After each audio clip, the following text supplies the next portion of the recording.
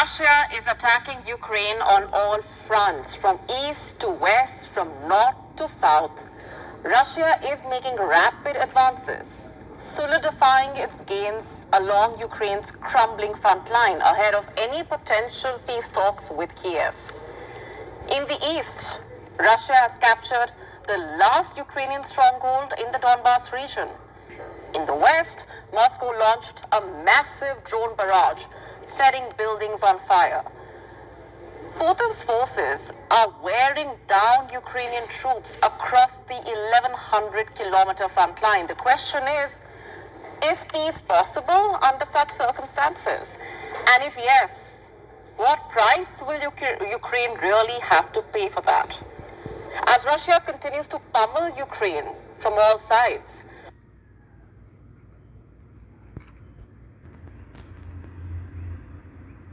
what is Ukraine willing to sacrifice for peace? Now, before we go on, have a look at these images on your screen. Drone footage released by the Russian Defense Ministry on Sunday. What does it tell us? It shows men waving Russian flags on top of that heavily damaged building. These men are Russian troops and they claim to have taken control of a Ukrainian village. It's called Velika Novosilka. If what Russians are claiming is indeed true, Ukraine has just lost its last stronghold in southern Donbas. And you see, that's a big setback for Ukraine. The town was a key component of Ukraine's heavily fortified defensive line in this region. It also served as a major logistics hub for the Ukrainian troops. Russians have been able to drive a wedge through Ukraine's defensive positions, through drones and artillery storming. And now, if you have been closely following the developments, you would know the importance of Donbas. The thing is, while Russia's larger objectives in the Ukraine war go a lot further, there has been one consistent goal. It is the capture of the industry-heavy Donetsk and Luhansk regions, also known as the Donbas. And ever since they captured the town of Avdiivka in February 2024, the Russians have remained on the offensive here.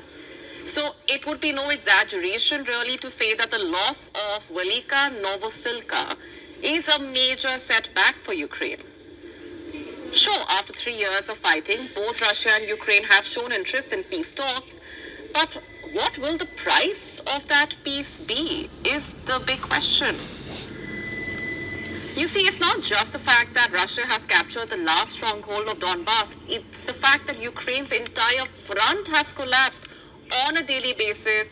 The Russian military is striking Ukrainian military infrastructure, warehouses for storing drones, and concentrations of Ukrainian military personnel and equipment. On Sunday, in fact, Ukrainian forces said they had repelled multiple Russian assaults in Kupiansk and Pokrovsk in eastern Ukraine.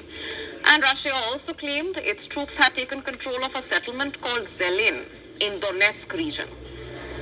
As you can tell, fighting continues across various parts of the front line. In just the last 24 hours, the Ukrainian armed forces reported a total of 123 combat clashes at different parts of the front, from Vuhledar and Pokrovsk in the south to Chaziv Yar and Kupiansk in the north, and even in Kursk in Russia, where Ukraine staged a surprise invasion in August.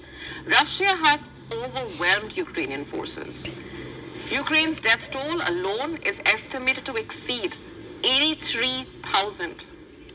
It is struggling to keep up its recruiting pipeline and bolster its ranks.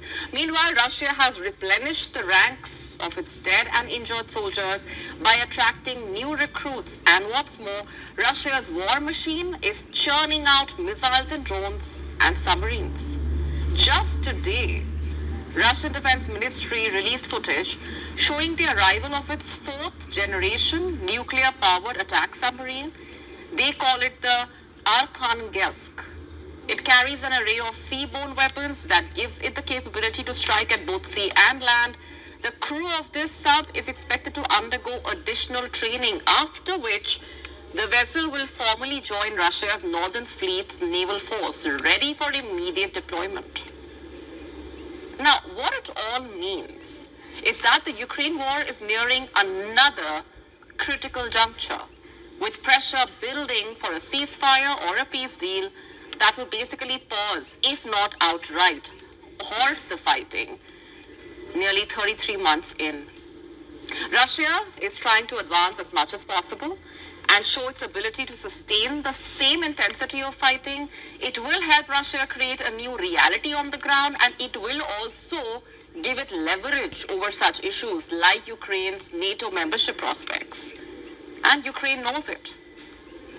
In October, Ukrainian Major General Dmytro Marchenko made a rare public admission about the same. Later, he announced his resignation in what many saw as punishment, in a way, for his candor.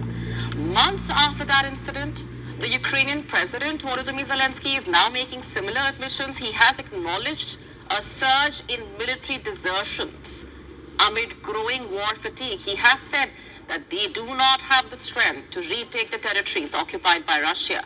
And by the way, he has said there is one option remaining: talks with Vladimir Putin.